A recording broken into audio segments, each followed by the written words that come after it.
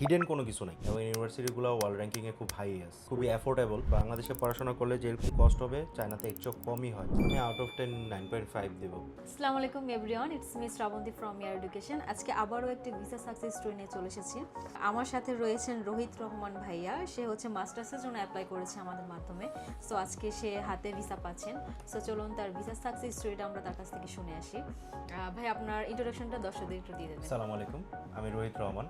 আমি computer science and engineering থেকে 2020 সালে বের হয়েছি, এবং আমি আমার মাস্টার্স প্রোগ্রামের জন্য হচ্ছে চায়নাতে যাচ্ছি। আমি প্রথম অবস্থায় হুনান কলেজ অফ ফরেন স্টাডিজে চাইনিজ প্রোগ্রামে যাচ্ছি, দেন সেপ্টেম্বরে হচ্ছে আমি আমার মেইন প্রোগ্রামে জয়েন করব।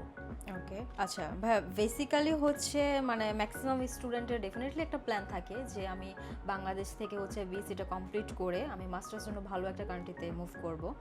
সো আপনার এত এত কান্ট্রি থাকতে আপনার চায়নায় কেন চুজ করা হলো যে আমি মাস্টার্সে চায়নাতে গিয়ে করব? এটা হচ্ছে ওদের এডুকেশন স্ট্রাকচারের কারণে। ওদের স্ট্রাকচারটা আমার খুব পছন্দ হয়। তারপর হচ্ছে খুবই অ্যাফোর্ডেবল। বাংলাদেশে পড়াশোনা করলে যেরকম কস্ট হবে চায়নাতে এর চেয়ে কমই হয় কস্ট, উইথ স্কলারশিপ। উইথ স্কলারশিপে।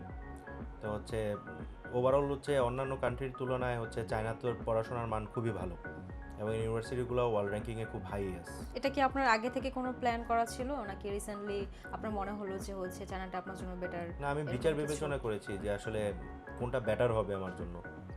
একটু অ্যাফোর্ডেবলও হবে, আবার হচ্ছে বেটার এডুকেশন কোয়ালিটিও পাবো। ওটা চিন্তা ভাবনা করে আর কি আচ্ছা আচ্ছা চায়না চুজ করা। আচ্ছা ভাইয়া হচ্ছে চাইনিজ ল্যাঙ্গুয়েজের জন্য Hunan college of forestry studies ইউনিভার্সিটিতে যাচ্ছে।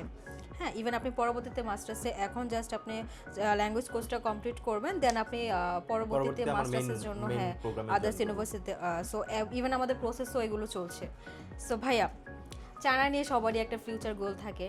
ইভেন আপনার অলরেডি ব্যাচেলর শেষ, মাস্টার্সের জন্য আপনি চায়নাতে যাচ্ছেন। আপনার পরবর্তী ফিউচার প্ল্যান কি?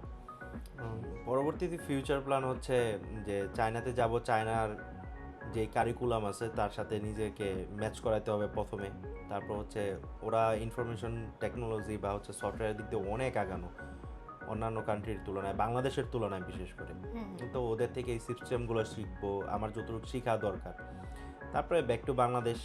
তারপর যদি বাংলাদেশে কন্ট্রিবিউট করতে পারি ভালো। তো ভাইয়া, আপনার জন্য অনেক অনেক শুভকামনা। Again congratulation. আর আমার হাতে আপনার ভিসা রয়েছে, ইভেন আপনার অ্যাডমিশন নোটিস। Thank you. একটু দর্শকদের দেখাবে। আচ্ছা ভাইয়া, আজকে হাতে ভিসাটা পেলেন। জি। সো ভিসা পেয়ে আপনার ফিলিংস কেমন, এটা দর্শকদের জন্য শুধু একটু শেয়ার করবেন। এটা আসলে বলে বোঝানোর মতো না। অনেকদিন ধরে হচ্ছে অপেক্ষা করতেছিলাম যে আসলে হয় নাকি। তারপর দেখলাম হচ্ছে এয়ার এডুকেশনের যেরকম সাপোর্ট পেয়েছি, উপর আল্লাহ তাআলা যেরকম নসিবে রেখেছে ওই অনুযায়ী হচ্ছে আমার ভিসাটাও হয়ে গেছে। তো পরবর্তীতে মাস্টার্সের জন্য এয়ার এডুকেশন আমাকে যথেষ্ট পরিমাণে হেল্প করছে আমার মেন প্রোগ্রামের জন্য। আপাতত তো আমি হচ্ছে চাইনিজ ল্যাঙ্গুয়েজের জন্য হচ্ছে হুনান কলেজ অফ ফরেন স্টাডিজে যাচ্ছি। এরপরে হচ্ছে অন্য ইউনিভার্সিটিতে মুভ করবো আমার মেন প্রোগ্রামের জন্য। ওকে, আচ্ছা ভাইয়া, পরবর্তীতে যারা নেক্সটে মানে এরকম অনেকে আছে যারা হচ্ছে আমাদের মাধ্যমে প্রসেস করতে চাইবে বা অ্যাডমিশন নিতে চাচ্ছে, অনেক মাস্টার্সের অনেক স্টুডেন্ট আছে, সো আপনি তাদের উদ্দেশ্যে কি বলতে চাচ্ছেন?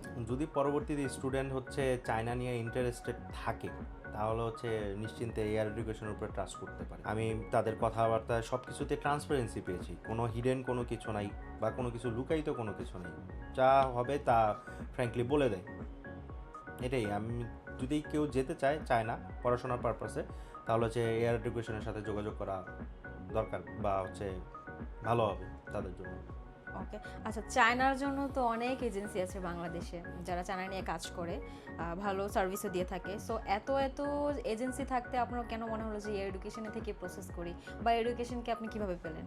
আমি এয়ার এডুকেশনকে ফেসবুকের থ্রুতেই পেয়েছি। ঠিক আছে, আমি অনেকগুলো এজেন্সি ঘুরছি, দেখছি যে কি আসে বিষয়। ওই তুলনায় হচ্ছে সব কিছু বিবেচনা করে হচ্ছে এয়ার এডুকেশনের সাথে যখন কথা বলি তখন আমার কাছে যথেষ্ট ভরসা মনে হয়। তারপর দেন হচ্ছে ওনাদের কথাবার্তা হিডেন কোনো কিছু নেই, যেটা দেখছি দেন হচ্ছে আমি তাদের মাধ্যমে কাজ করাই। ঠিক আছে, আপনি এয়ার এডুকেশনকে অল ওভার মানে আপনার শুরু থেকে শেষ পর্যন্ত আপনি যে সার্ভিসটুকু পেয়েছেন, ওইটা কি আপনার স্মুথলি হয়েছে কিনা, বা আউট অফ 10 আপনি এয়ার এডুকেশনকে কত দেবেন? আমি আউট অফ 10 9.5 দেবো। ওকে ভাইয়া, thank you so Thank you, much. আপু। আর আপনার জন্য আবারও বলছি অনেক শুভকামনা, আপনার ফিউচার অনেক বেশি ব্রাইট হোক আর আপনার নিজের ড্রিমগুলো পূরণ করুন, এটাই আমার পক্ষ থেকে। সো এভরিওয়ান, আজকে এখানে শেষ করতে যাচ্ছি। পরবর্তী ইনটেক বা হচ্ছে যারা সেপ্টেম্বর ইনটেকে প্রসেস করতে চাচ্ছেন, অলরেডি আমাদের মার্চ ইনটেক ক্লোজ, সেপ্টেম্বর ইনটেকের রানিং প্রসেস চলছে। যারা সেপ্টেম্বর ইনটেক ডিরেক্ট মেজরে যেতে চাচ্ছেন তারা দ্রুত আমাদের অফিসে চলে আসুন বা আমাদের নিচে দেওয়া নাম্বার আছে, নাম্বারে যোগাযোগ করুন। আমাদের 3টা অফিস, একটা হচ্ছে চিটাগাং, রাজশাহী, ইভেন আমাদের হেড অফিস হচ্ছে ঢাকাতে। যারা ঢাকাতে আছেন তারা সরাসরি ঢাকাতে চলে আসুন, বা যারা দূর থেকেও আমাদের ঢাকা অফিসটাই ভিজিট করতে চাচ্ছেন দ্রুত আমাদের অফিসে চলে আসবেন। দেখা হচ্ছে, থ্যাংক ইউ।